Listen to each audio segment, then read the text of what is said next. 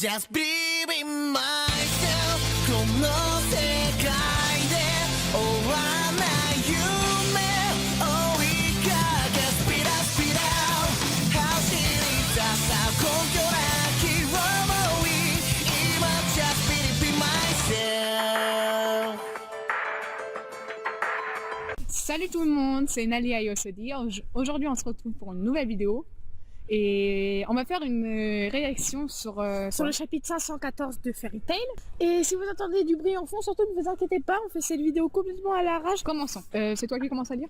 Oui, comme la dernière fois. Est-ce que les mêmes erreurs doivent se répéter indéfiniment?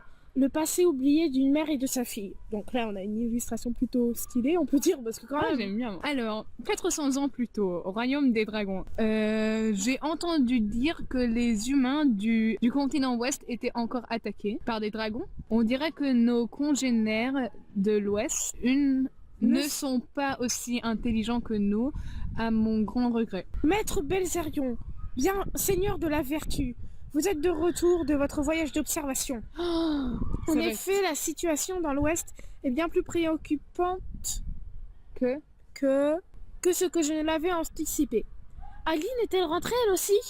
Oui, maître. Sa Majesté la Reine est dans la cour. Oh, intéressant. Ah ouais, donc Aileen est bien là 400 ans avant. Ah, Aileen. Elle est trop belle. Erza. On dirait trop Erza. Qu'est-ce qu'elle est belle. C'est à toi de lire. Oui. Aline, te revoilà enfin. Belzérion. Belzérion, ouais. Allez, elle ressemble trop à Erza. À vous là, Oui. on dirait le copier-coller d'Erza. Tu sembles troublé. Que se passe-t-il? Je viens de voir un dragon en fait. Les dragons de l'Ouest s'en prennent aux humains. Je crois qu'ils ne veulent nous attaquer qu'ils veulent attaquer Ishgard sous peu. Et qu'il ne soit déjà trop tard pour les arrêter. Des dragons qui dévorent des humains, c'est impensable. Oh, elle a l'air tellement triste. Nous ne devons pas laisser cette éventualité prendre pied en Ishgard. Tout ce travail pour que dragons et humains travaillent en alliés. Tout ce travail des hommes pour évoluer grâce aux connaissances des dragons.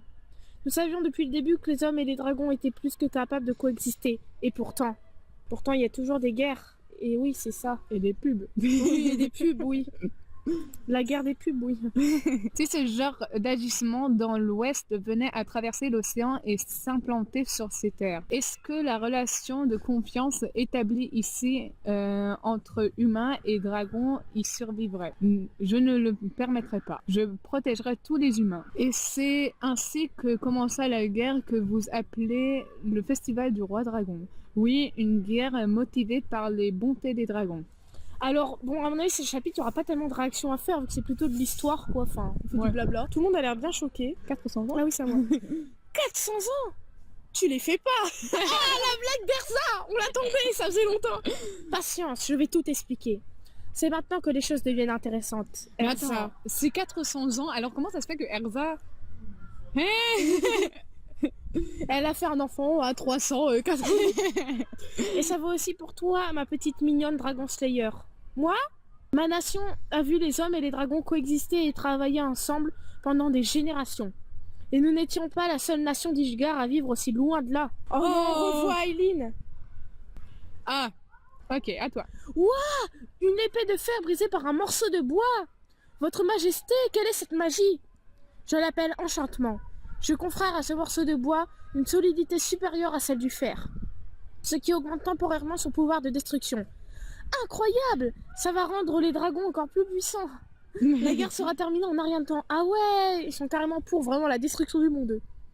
Malheureusement, la guerre n'a pas tourné en notre faveur. Les troupes de l'ennemi nous surpassent largement, et une faction de dragons opposée à la coexistence avec les humains sur notre propre continent prit part au conflit. Nous allons connaître la défaite. Tu penses? Mon souhait de protéger nos amis humains n'a pas failli, même dans ces circonstances. Quand bien même tous mes compatriotes viendraient à tomber dans cette bataille, je ne faiblirai pas sur ce point. Attends, le dragon c'est François Hollande là. Exactement. Pourquoi t'en sacrifier pour nous? Je t'ai déjà raconté comment Feu... c'est Fu que ça devrait être, non? Prédécesseur. Ah, comment Feu? C'est son nom. Ton prédécesseur te sauva la vie. Feu, ok. Au KLM. Je m'appelle Feu, et vous, l'eau. Non, Belzérion, je pense que tu t'es plus Qu'acquitter de cette dette en gros. Ok. Tu me soutiens et me prodiges conseils. Tu te bats et mets ta vie en jeu. Il y a forcément une autre raison à cela. Pardon si je le lis lentement, mais... C'est tellement des mots, c'est du chinois le truc. Hein. Aileen, tant que tu seras en danger d'une quelconque manière, je ne pourrai pas imaginer ma dette remplie. Je le jure sur ma vie. Berzerion, je veux me battre à tes côtés. Je t'aime. As-tu perdu l'esprit? L'ennemi est composé de dragons, pas d'humains. Même une armée entière d'humains ne pourrait pas rivaliser avec un seul dragon. Okay. Il me venait une forme d'art à l'esprit. L'art plastique. Quelle blague de merde. La puissance d'un dragon, ne pourrais-tu pas me la confier? Ah oui, chasseur de dragons. Accorder la puissance d'un dragon à un être humain, c'est ça que tu vas faire, que va faire Ignir, que va faire... C'est ça une grosse blague. Ah non mais il sait faire de l'humour aussi ce dragoton. Une puissance qui m'aiderait à affronter des dragons belliqueux. La puissance d'un dragon slayer. Wow. J'y crois pas, c'est toi qui as inventé la magie des Dragon Slayer, exact. C'est pas forcément elle qui l'a inventé, mais bon, je suis la mère de tous les Dragon Slayer. Salut maman. Petit gars de Gilles en boudant. Ah. Rogue. C'est trop chaud. Elle fait que regarder ça. Oh, il se réchauffe, c'est pour ça. Ah oui, après que le truc machin a dit là. Oui. Oh mais en plus, c'est trop. Qu'est-ce qu'ils sont choupinous. Tu me souviens policier qui a dit Lucie déshabille-toi, il va faire le câlin à Natsu. Dans l'autre chapitre ça fait ça et Lucie l'a vraiment fait. C'est une malade mentale. Elle est pas malade mentale, elle est amoureuse. Natsu, oh là là. Allez, réveille-toi avec un peu de fanservice, mais bon. Et maintenant c'est Wendy qui est dans l'esprit de Natsu, sérieux, tout le monde est dans l'esprit de Natsu. Mais quand même il y en a dit 22 dans l'esprit de Natsu. On se calme. C'est une dame nommée Aileen qui a inventé la magie des Dragon Slayer. Enfin, c'est ce que Anna m'a dit. Anna? What? C'est Aileen qui te l'a dit. Wendy? Mais qu'est-ce que tu fous là? Tout ça, c'est ton cœur, triple crétin. Arrête de faire le surpris à chaque fois. Voilà. Vous faites que blablater. Ça existe comme verbe. Je blabla, tu blabla, il blabla. D'un sujet à l'autre. Les gars, je croyais que vous allez m'expliquer comment ça s'est fait que je suis sur le point de mourir. Voilà. Je te jette ma mienne. Et comment tu veux qu'on le sache tout ça? C'est dans ton cœur. Un guide que tu as conjuré pour récolter les meilleurs morceaux de ta mémoire de poisson rouge. Encore un effort, Natsu! Allez, tu vas y arriver! On pourrait dire que ces plans accordaient aux humains la puissance nécessaire pour affronter les dragons étaient un franc succès. Non seulement cela marqua la naissance de nombreux Dragon Slayers, mais cela fit tourner la guerre en notre faveur.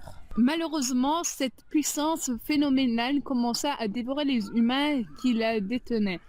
D'un côté, il y a eu ceux qui ne surent contenir ce pouvoir et qui furent pris de folie furieuse. De l'autre, ceux qui furent pris nausée extrême en raison du conflit sensoriel généré par l'acuité. Dragon est le niveau humain. Pardon si ça veut rien dire, mais c'est pas ma faute. Perception des canaux semi-circulaires. Bon, ça devient SVT là.